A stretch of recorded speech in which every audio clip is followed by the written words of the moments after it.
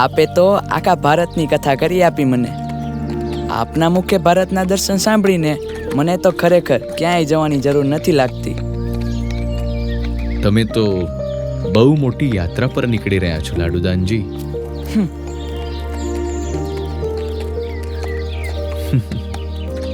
પણ તમે ઉદાસ કેમ થાવ છો? મારું ગામ, મારા માતા પિતા. લાડુદાનજી, એક શિક્ષિત વ્યક્તિ 1000 લોકોનું કલ્યાણ કરે છે. અને કચ્છ જે તમે અભ્યાસ કરશો, ઘરથી દૂર રહી જ્યારે જીવનનો અભ્યાસ કરશો, ત્યારે તમારું આ શિક્ષણ આવનારા સમય સુધી કોટી કોટી લોકોનું કલ્યાણ કરનારું છે. તેથી તમારે આ રીતે સહેજ પણ ઉદાસ થવાની જરૂર નથી. હા, કોટી કોટી લોકો? તમે મારી ઉદાસી દૂર કરવા આવું કહો છો ને? જેવું તમે સમજો.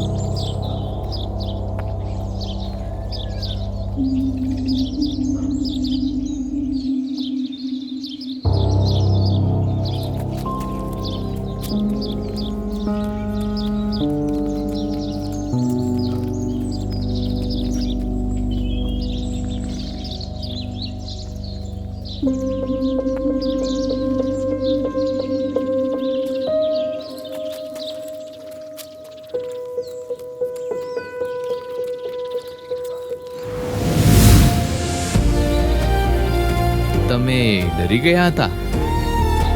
ડર? હું તો ચિંતામાં હતો. તમે પાછળ રહી ગયા, ક્યાંય દેખાયા નહીં. મેં તો કટાર સાબદી કરી રાખી હતી. ના ના લાડુદાન, કટારની જરૂર નહીં પડે. હું આગળ જ તો હતો. ના, તમે તો પાછળ. હશે. હવે મૂકો બધું, ચાલો જટ, નહીં તો રાત પડી જશે. હા હા, ચાલો ચાલો.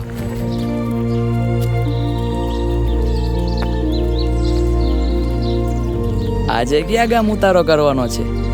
આજે આ પાલનપુર શહેરની પેલે પા એક ખેતરે રોકાવાનું છે. આજે ખેતરે અને કાલે યજમાનના ઘરે એક અગત્યનું કામ છે. એ કરીને આપણા કચ્છના માર્ગે ચાલતા થઈશું.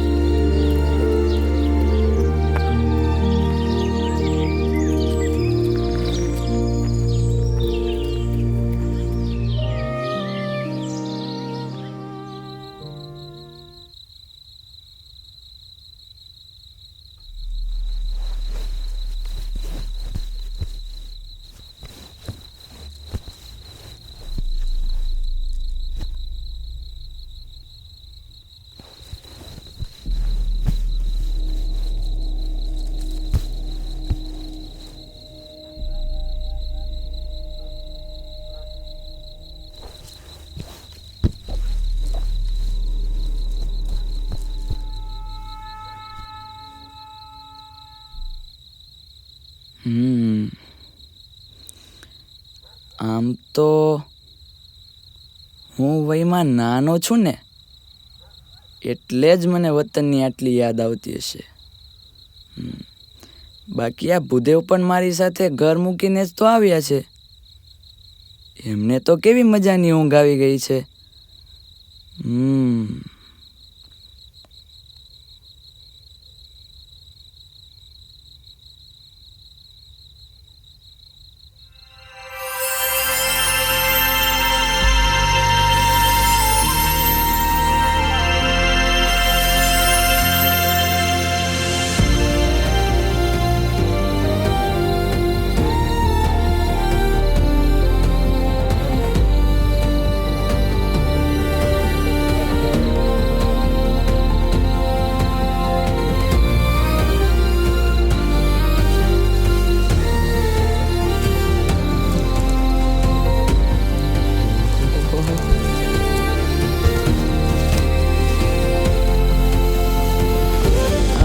હશે?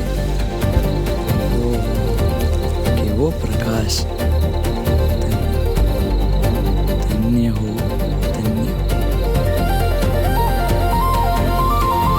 આહા.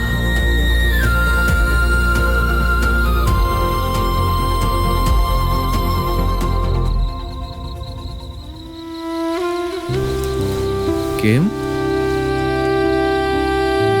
વતનવીર ઊંઘવા નથી દેતો કે પછી રાત્રે આવી જગ્યાએ ડર લાગે છે? મહારાજ, દેવી પુત્રને શેનો ડર? અને એમાંય આપ જેવા પવિત્ર ભૂદેવ હોય તો શેની ચિંતા? હા, ઘરની યાદ આવતી હતી, એ વાત સાવ સાચી. પણ મેં તો... કેમ કેમ અટકી ગયા? કહો કહો. મહારાજ, મેં આપનું દૈવત નજરે નિહાળ્યું છે. મારું દૈવત?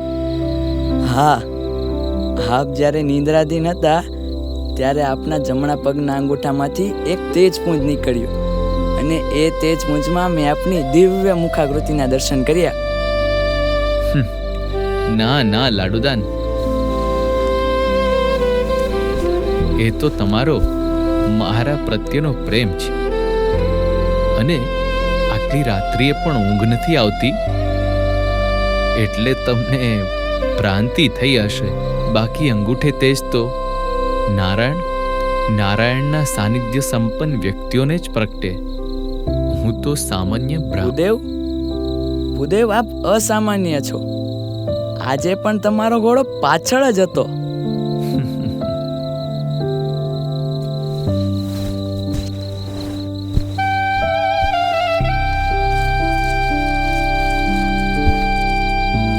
તમે આટલા સમયથી ઘરની બહાર છો, આટલો પ્રવાસ કરો છો એટલે થાકના કારણે ભ્રાંતિ થાય એ સ્વાભાવિક છે. ના ના, મેં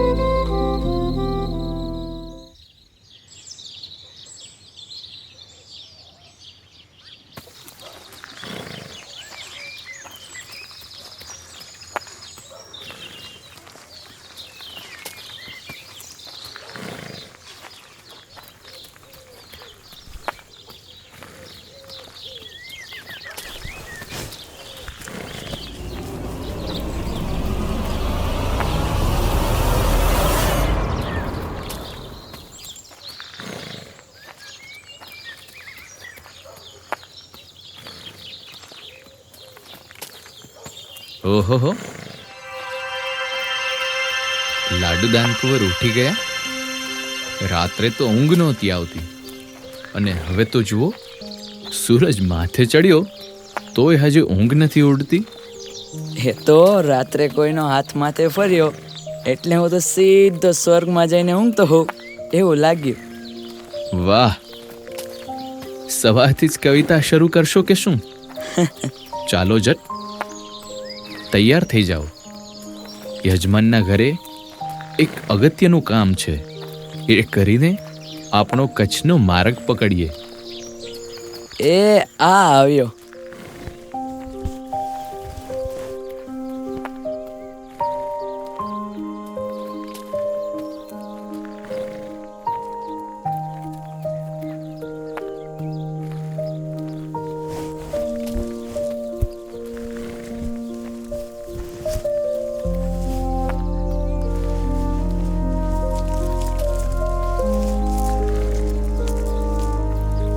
આ હું તૈયાર.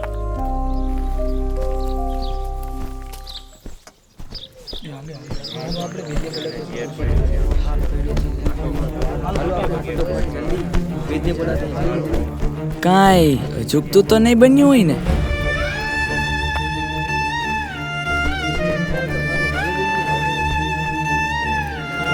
બટા બટા બટા શું થયું તને? બટા ઉભો થા.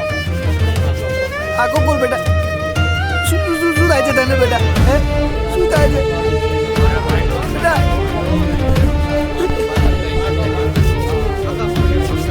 બેટા આખું બોલ ને બેટા. એ બેટા બેટા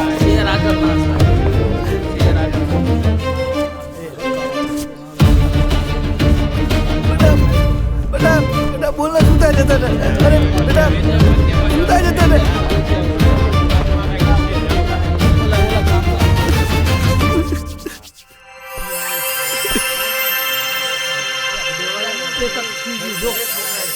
બેટા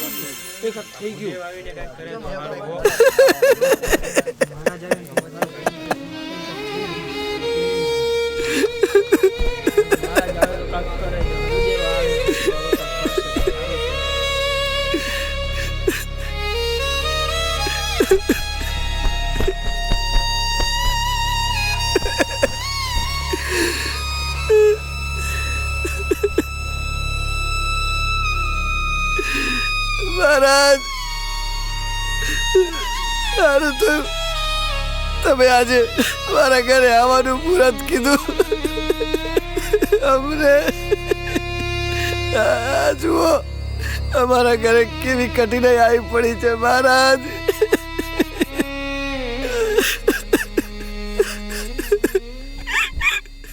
શું થયું વિગતે વાત કરો. અમારના પોરમાં મારો દીકરો વાયદું કરવા વંડે ગયો ને શાળા નાખવા વાઈડમાં ગયો ને મારા દીકરાને નાક કાઢી ગયો. મારા દીકરાને નાક કાઢી ગયો મહારાજ. તમે જ કંઈક ઉપાય કરો દેવ, કંઈક ઉપાય કરો. તમે શાંત થાઓ. એલા કોઈ વૈદને બોલાવા ગયા કે નહીં? હા બોલાવા જતા પણ વેદ તો ગામે ત્રીજા કોકના લગ્નમાં છેક દી હાથમાં આવશે. ત્યાં લગી વાતો મારા દીકરાના રામ રમી જશે. તમે જ કંઈક ઉપાય કરો દેવ, કંઈક ઉપાય કરો. પણ અમે તો સામાન્ય બ્રાહ્મણ, હોમ હવન કરી જાણીએ. ઓસડિયા અમને ના આવડે. તમે કઈ નહીં કરો તો મારો દીકરો મરી જશે, મરી જશે. પણ હું શું કરી શકું ભાઈ? તમે કેમ નહીં કરી શકો? મને ખબર છે તમે કોઈક દિવ્ય પુરુષ છો. તમે આખું વિશ્વ ફર્યા છો. તમને કેટલા યોગ આવડે છે. અને આજે રાત્રે આપણે આમના ખેતરમાં જ તો રોકાયા હતા. બ્રાહ્મણ થઈને યજમાનના સંકટને દૂર નહીં કરો તો આર્ય સંસ્કૃતિ ઝાંકી પડી જશે. આપ આ રીતે ના ન પાડી શકો. કાંઈક ઉપાય તો કરવો જ પડશે. એક ઉપાય છે, પણ ખાતરી નથી એનાથી જે ઉતરશે કે નહીં. આપણે પ્રયત્ન તો કરીએ. ઠીક છે, એક કામ કરો, 2 મોરપીંછ લઈ આવો જલ્દીથી જઈને. મોરપીંછ?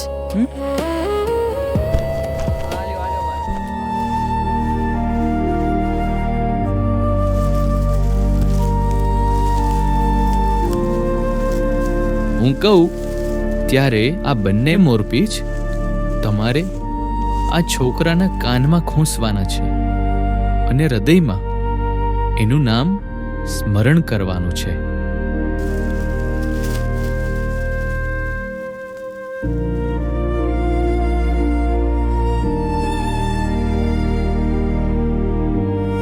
પણ હું? હા, તમે તો દેવી પુત્ર, નાગકુળના વંશજ.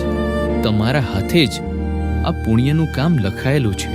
હા કંઈક કરો, મારા દીકરાને બચાવો.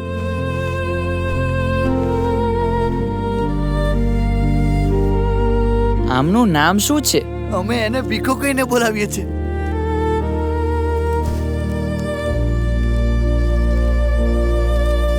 હું તૈયાર છું.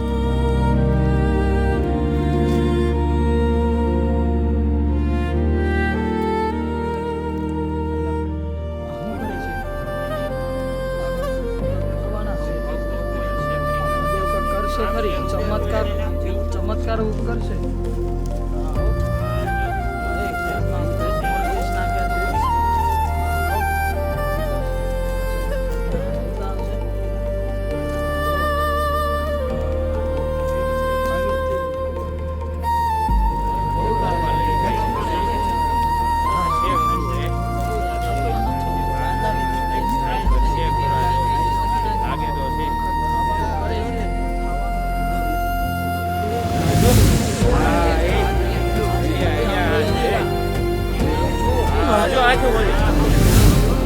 મહાદેવ.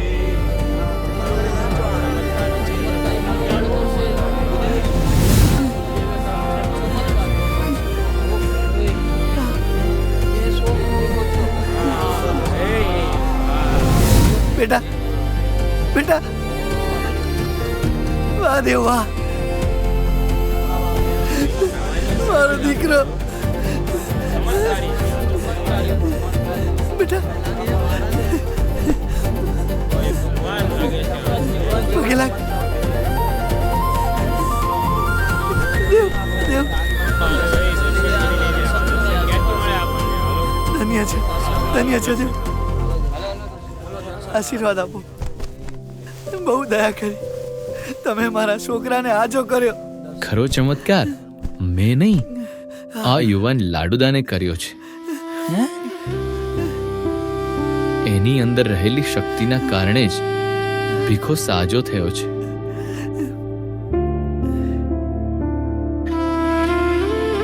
આ ચમત્કાર તો ખરેખર આપે કર્યો, તો પછી મારું નામ કેમ? અહીં નામ અગત્યનું છે કે જે થયું એ કામ? પણ આપને જાણ હતી કે આપ કરી શકો એમ છો, તો મારા કયા પછી જ કેમ આ બધી વિધિ કરી?